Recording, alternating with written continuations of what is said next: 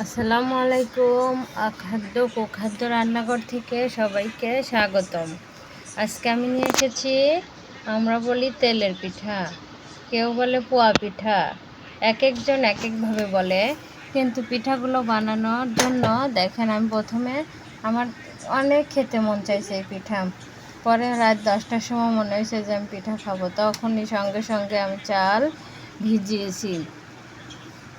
দেখেন কি সুন্দর হয়েছে, সেই দাদি নানিদের মতো ট্র্যাডিশনালভাবে লাইফের ফার্স্ট আমি বানিয়েছি এই পিঠা। আসলে অসাধারণ হয়েছে। এই যে চালগুলো ভিজিয়েছি, ক্লিপ নেওয়ার কথা মনে নেই। এই যে তারপরে আমি ব্লেন্ডারে ব্লেন্ড করেছি, ব্লেন্ড করে দেখেন এই যে সেকে নিয়ে আমি এই যে 2 কাপ আটা নিয়েছি, হাফ কাপ ময়দা নিয়েছি, কেউ আটাও দিতে পারেন যে যেরকম। তারপরে যে আমি হাফ কাপ চিনি দিয়েছি, চিনি দিয়ে হালকা কুসুম গরম পানি দিয়ে যেভাবে আমি মধ্যে নিচ্ছি, ডোটা সুন্দর করে মাখতে হবে অনেক ভালো করে। আমার মাশাআল্লাহ অনেক সুন্দর হয়েছে। আমি লাইফের যে ফার্স্ট, তবু আমার পিঠাগুলো সেই লেভেলের সুন্দর হয়েছে। আসলে আপনারা যখন মন চাবে বাড়িতে বানিয়ে খাবেন, কারো আশা করবেন না, বাজারে কিনে খাওয়ার চেষ্টা করবেন না। কতদিনের না কতদিনের তেল থাকে, ডোটা কতদিনের না কতদিনের বাসি থাকে। তবে আপনারা যদি বাসায় বানিয়ে খান ভালোই হয়। বাচ্চাদের যখন খুশি নিজের মতো করে বানিয়ে দিলেন।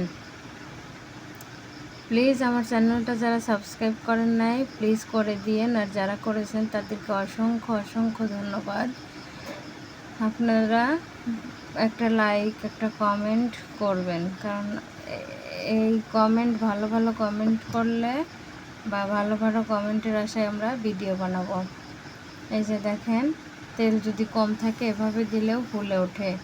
তবে আমারটা অনেক ফুলে উঠেছিল, কিন্তু আমার কাছে তো অনেক ভালো লেগেছে। একটা না দুইটা না 3টা পিঠার ভিডিও দিয়েছি, এই জন্যে আমার ভিডিওটা অনেক লং হয়েছে।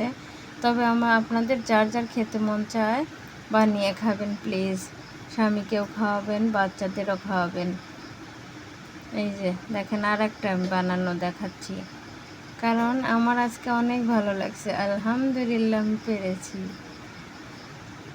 আলহামদুলিল্লাহ, আমি ট্রাই করি নি যে কোনো দিন আমার আটা নষ্ট হবে কি, হ্যাঁ তা না, কিন্তু আমি সঙ্গে সঙ্গে করতে চেয়েছি, সঙ্গে সঙ্গেই পেরেছি। আসলে অসাধারণ লেগেছে আমার কাছে। আমার ছেলে তো খেয়ে বলতেছে মাশাআল্লাহ মাশাআল্লাহ, অনেক ভালো হয়েছে। তো এর মধ্যে নারকেল দিলে পরে আর একটু বেশি ভালো লাগতো, যে যেভাবে খায়। কারণ এমনিতেই তেল চিটচিটে, বা নারকেল দিলে আরও চিটচিটে হবে। আসলে অনেকেই তো পছন্দ করে না। এই যে দেখেন আমার পিঠার ভিউ, আমার ছেলে খাচ্ছে। তবে আমি আলো চালের গুঁড়া দিছিলাম, পিঠাগুলো মচমচে হয় যাতে চারকোনা। আসলে চারকোনার পিঠা কামড় লাগলে আমার ভীষণ ভালো লাগে, মচমচে পিঠা আমার খুব ভালো লাগে। এই যে আমার ছেলে নিয়ে নিয়ে খাচ্ছে। আর যদি আপনারা আটা দিয়ে বানান, আটা দিয়ে বানালেও ভালো হয়, নরম হয়, কিন্তু গালের সাথে তুলতুলে বাজে। আর যদি ময়দা, ঘরে থাকা ময়দা দিয়ে বানান, ময়দা দিয়ে বানালেও হয়, কিন্তু মচমচে হয় চালের আপনার আলো চালের আটা দিলে। সিদ্ধ চালের আটা দিয়েও হয়,